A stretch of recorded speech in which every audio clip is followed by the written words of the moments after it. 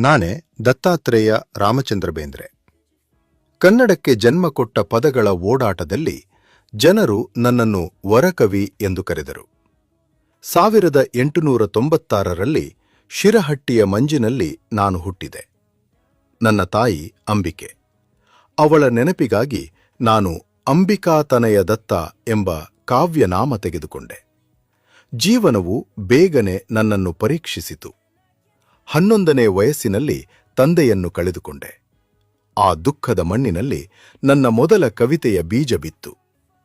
ಪ್ರಭಾತ ಎಂಬ ನನ್ನ ಮೊದಲ ಕವನ 1918ರಲ್ಲಿ ಜನರ ಮುಂದಕ್ಕೆ ಬಂತು. ಆ ಪ್ರಭಾತದೊಂದಿಗೆ ಆರಂಭವಾದ ನಾದ ಇಂದಿಗೂ ನಿಂತಿಲ್ಲ.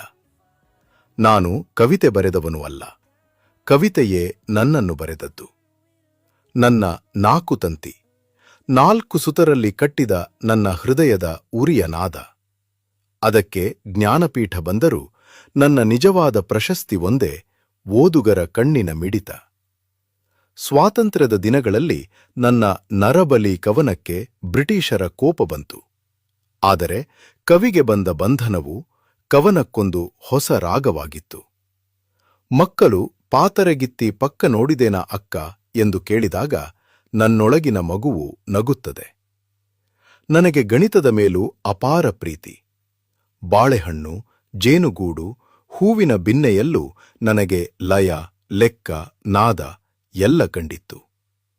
ನನ್ನ ಮನಸ್ಸಿನ ಸಂಖ್ಯೆ 441, ನನ್ನ ಹೃದಯದ ಸಂಖ್ಯೆ 881.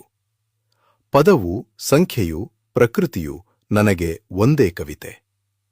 ನನ್ನ ಕೃತಿಗಳು ಅನೇಕ: ಕೃಷ್ಣಾಕುಮಾರಿ, ಗರಿ, ಉಯ್ಯಾಲೆ, ನಾದಲೀಲೆ, ಸೂರ್ಯಪಾನ, ನಮನ, 4 ತಂತಿ, ಮತ್ತೆ ಶ್ರಾವಣ,